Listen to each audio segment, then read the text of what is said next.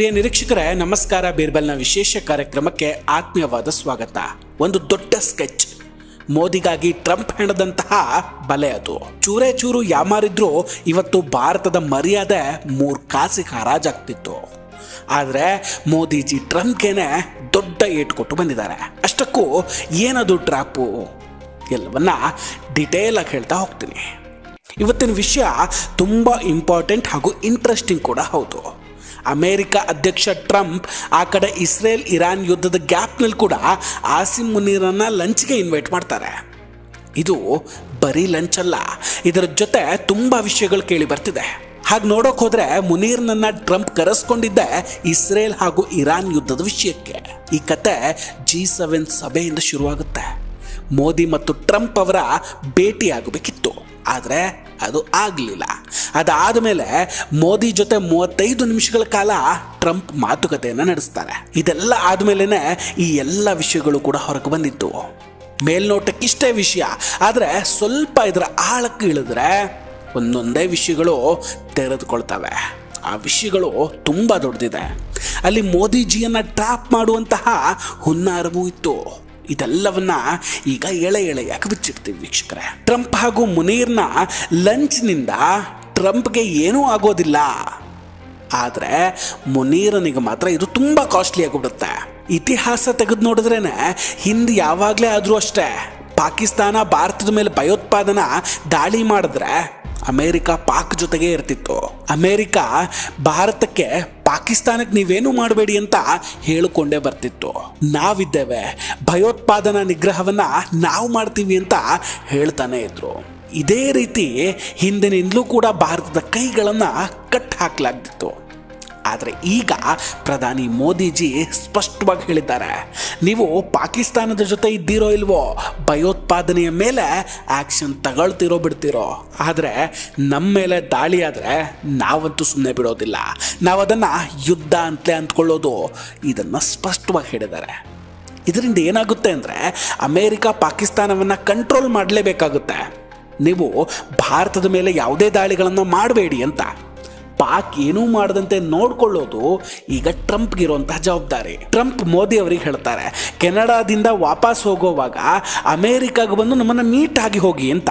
ಈ ಆಹ್ವಾನದ ಹಿಂದಿದ್ದು ಮೋದಿಜಿಯನ್ನ ಟ್ರ್ಯಾಪ್ ಮಾಡುವಂತಹ ಒಂದು ಮಾಸ್ಟರ್ ಪ್ಲಾನ್. ವೀಕ್ಷಕರೇ, ಮೋದಿಜಿಯನ್ನ ಟ್ರ್ಯಾಪ್ ಮಾಡೋದಕ್ಕೂ ಟ್ರಂಪ್ ಪ್ಲಾನ್ ಮಾಡ್ಕೊಂಡಿದ್ರು. ಆ ಬಿಖಾರಿ ಮುನೀರನ ಜೊತೆ ಮೋದಿಜಿಯನ್ನ ಕೂರಿಸಿ ಮಾತುಕತೆ ನಡೆಸಿ ತಾನು ನೊಬೆಲ್ ಪ್ರಶಸ್ತಿ ತೆಗೆದುಕೊಳ್ಬೇಕು ಅಂತ ಟ್ರಂಪ್ ಅಂದ್ಕೊಂಡಿದ್ರು. ಆದರೆ ಮೋದಿಜಿ ನೇರವಾಗಿ ಅದನ್ನು ನಿರಾಕರಿಸ್ಬಿಟ್ರು. ನನಗೆ ಬರೋದಕ್ಕೆ ಟೈಮ್ ಇಲ್ಲ, ನಾನು ಬ್ಯುಸಿ ಆಗಿದ್ದೀನಿ ಅಂತ ಟ್ರಂಪ್ಗೆ ಕೊಟ್ಟಿರುವಂತಹ ಟಫ್ ಮೆಸೇಜ್ ಇದು. राष्ट्रपति ट्रंप ने प्रधानमंत्री मोदी से पूछा कि क्या वे कनाडा से वापसी में अमेरिका रुक कर जा सकते हैं. पूर्व निर्धारित कार्यक्रमों के कारण प्रधानमंत्री मोदी ने अपनी असमर्थता व्यक्त की. दोनों लीडर्स ने तब तय किया कि वे निकट भविष्य में मिलने का प्रयास करेंगे. पहलगाम आतंकी हमले के बाद राष्ट्रपति ट्रंप ने फ़ोन पर प्रधानमंत्री मोदी को शोक संवेदना प्रकट की थी और आतंक के खिलाफ समर्थन व्यक्त किया था. उसके बाद दोनों लीडर्स की ये पहली बातचीत थी. इसलिए प्रधानमंत्री मोदी ने राष्ट्रपति ट्रंप से ऑपरेशन सिंदूर के बारे में विस्तार से बात की. प्रधानमंत्री मोदी ने राष्ट्रपति ट्रंप को स्पष्ट रूप से कहा कि 22 अप्रैल के बाद भारत ने आतंकवाद के खिलाफ कार्रवाई करने का अपना दृढ़ संकल्प पूरी दुनिया को बता दिया था. प्रधानमंत्री मोदी ने कहा कि 6-7 मई की रात को भारत ने पाकिस्तान और पाकिस्तान ऑक्यूपाइड कश्मीर में सिर्फ आतंकी ठिकानों को ही निशाना बनाया था. भारत के एक्शन बहुत ही मेजर्ड, प्रिसाइज और नॉन एस्केलेटरी थे. साथ ही भारत ने यह भी स्पष्ट कर दिया था कि पाकिस्तान की गोली का जवाब भारत गोले से देगा. 9 मई की रात को उपराष्ट्रपति वांस ने प्रधानमंत्री मोदी को फ़ोन किया था. उपराष्ट्रपति वांस ने कहा था कि पाकिस्तान भारत पर बड़ा हमला कर सकता है. प्रधानमंत्री मोदी ने उन्हें साफ शब्दों में बताया था कि यदि ऐसा होता है तो भारत पाकिस्तान को उससे भी बड़ा जवाब देगा. 9-10 मई की रात को पाकिस्तान के हमले का भारत ने बहुत सशक्त जवाब दिया और पाकिस्तान की सेना को बहुत नुकसान पहुंचाया। उसके मिलिट्री एयर बेसिस को इनऑपरेबल बना दिया। भारत के मुंह तोड़ जवाब के कारण पाकिस्तान को भारत से सैन्य कार्रवाई रोकने का आग्रह करना पड़ा। प्रधानमंत्री मोदी ने राष्ट्रपति ट्रंप को स्पष्ट रूप से कहा कि इस पूरे घटनाक्रम के दौरान कभी भी किसी भी स्तर पर भारत अमेरिका ट्रेड डील या अमेरिका द्वारा भारत और पाकिस्तान के बीच मध्यस्थता जैसे विषयों पर बात नहीं हुई थी। सैन्य कार्रवाई रोकने की बात सीधे भारत और पाकिस्तान के बीच दोनों सेनाओं की एग्जिस्टिंग चैनल्स के माध्यम से हुई थी और पाकिस्तान के ही आग्रह पर हुई थी। प्रधानमंत्री मोदी ने जोर देकर कहा कि भारत ने न तो कभी मध्यस्थता स्वीकार की थी, न करता है और न ही कभी करेगा। इस विषय पर भारत में पूर्ण रूप से राजनीतिक एकमत है। राष्ट्रपति ट्रंप ने प्रधानमंत्री द्वारा विस्तार में बताई गई बातों को समझा और आतंकवाद के खिलाफ भारत की लड़ाई के प्रति समर्थन व्यक्त किया। प्रधानमंत्री मोदी ने यह भी कहा कि भारत अब आतंकवाद को प्रॉक्सी वॉर नहीं, युद्ध के रूप में ही देखता है और भारत का ऑपरेशन सिंदूर अभी भी जारी है। ಆಸಿಮ್ ಮುನೀರ್ 4 ದಿನದಿಂದಲೂ ಅಮೇರಿಕಾದಲ್ಲಿದ್ದಾನೆ. ಪರೇಡ್ ನೋಡೋಕೆ ಅಂತ ಹೋಗಿದ್ದ, ಆದರೆ ಅಲ್ಲಿ ಒಳಗಡೆ ಅವನನ್ನು ಬಿಡಲೇ ಇಲ್ಲ. ಅದಾದಮೇಲೆ ಮುನೀರ ಸೆಂಟ್ರಲ್ ಕಮಾಂಡ್ಗೆ ಹೋಗ್ತಾನೆ. ಅಮೇರಿಕಾದ ಈ ಸೆಂಟ್ರಲ್ ಕಮಾಂಡ್ನ ಹೆಡ್ ಕ್ವಾರ್ಟರ್ಸ್ ಇರೋದು ಫ್ಲೋರಿಡಾದಲ್ಲಿ. ಅಲ್ಲಿ ಏನೇನು ಒಪ್ಪಂದ ಆಯಿತು ಅನ್ನೋದು ಯಾರಿಗೂ ಗೊತ್ತಿಲ್ಲ. ಇಲ್ಲಿ ಮುನೀರ ಟ್ರಂಪ್ ಮೀಟ್ ಮಾಡದೆ ನಾನು ಹೋಗೋದಿಲ್ಲ ಅಂತಲೂ ಕೂತ್ಕೊಂಡಿರಬಹುದು. ಇಲ್ಲಿ ಟ್ರಂಪ್ ಅವರೇ ಮುನೀರ್ನನ್ನ ಮೀಟಿಂಗ್ಗೆ ಕರೆದ್ರ ಅಥವಾ ಟ್ರಂಪ್ ಮೀಟ್ ಮಾಡದೆ ನಾನು ಹೋಗೋದಿಲ್ಲ ಅಂತಾನೆ ಮುನೀರ ಕೂತಿರಬಹುದಾ ಗೊತ್ತಿಲ್ಲ. ಪಾಕಿಸ್ತಾನದಲ್ಲಿರೋ ಡಾನ್ ನ್ಯೂಸ್ನಲ್ಲಿ ಈ ಲಂಚ್ನ ಇನ್ವೈಟ್ ಪಾಕಿಸ್ತಾನಕ್ಕೆ ರಾಜತಾಂತ್ರಿಕ ಗೆಲುವು ಅಂತ ಬರೆದುಕೊಂಡಿದೆ.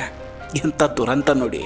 ಭಾರತವನ್ನು ಅಮೇರಿಕ ಇನ್ವೈಟ್ ಮಾಡಿಲ್ಲ, ನಮ್ಮನ್ನು ಮಾತ್ರ ಮಾಡಿದ್ದು ಅಂತಲೂ ಪಾಕಿಸ್ತಾನದ ನ್ಯೂಸ್ ಚಾನಲ್ ಒಂದು ಹೇಳ್ಕೊಳುತ್ತೆ. ಪಾಪ ಹೀಗಾದರೂ ಅವರು ಖುಷಿಯಾಗಿರಲಿ ಬಿಡಿ.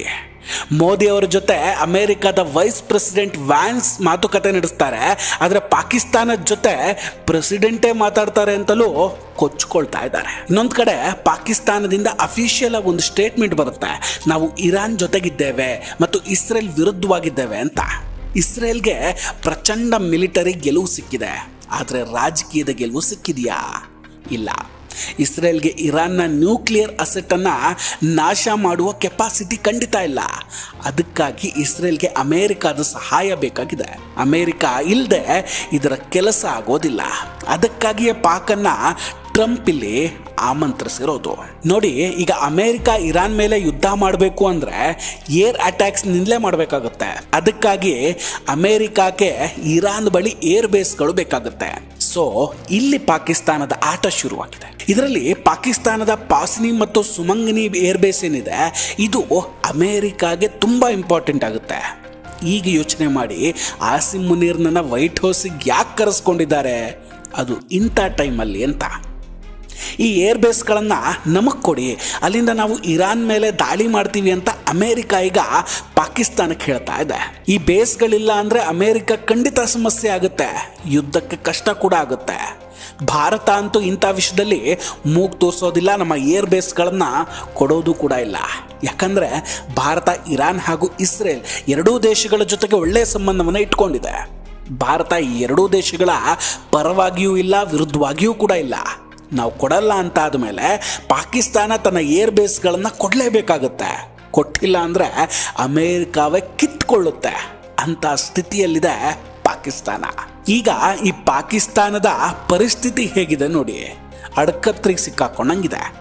ಅಮೇರಿಕಾದ ಮಾತೇನಾದರೂ ಕೇಳಿದ್ರೆ ಈ ಕಡೆ ಇಸ್ರೇಲ್ಗೆ ಸಹಾಯ ಮಾಡಿದಾಗುತ್ತೆ. ಪಾಕ್ ಮತ್ತು ಇಸ್ರೇಲ್ ಮಧ್ಯೆ ಶತ್ರುತ್ವ ಬೇರೆ ಇದೆ.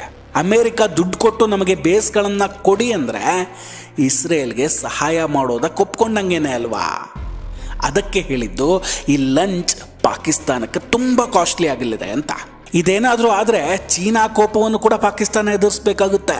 ಒಂದು ವೇಳೆ ಅಮೇರಿಕಾಗೆ ಪಾಕಿಸ್ತಾನ ಸಹಾಯ ಮಾಡ್ತು ಅಂದರೆ ಇರಾನ್ನ ಕೋಪವನ್ನು ಕೂಡ ಎದುರಿಸಬೇಕು. ಮಿತ್ರರು ಕೂಡ ಶತ್ರುಗಳಾಗಿ ಬದಲಾಗ್ಬಿಡ್ತಾರೆ. ಪಾಕಿಸ್ತಾನ ಇಕ್ಕಟ್ಟಿನ ಸ್ಥಿತಿಯಲ್ಲಿದೆ.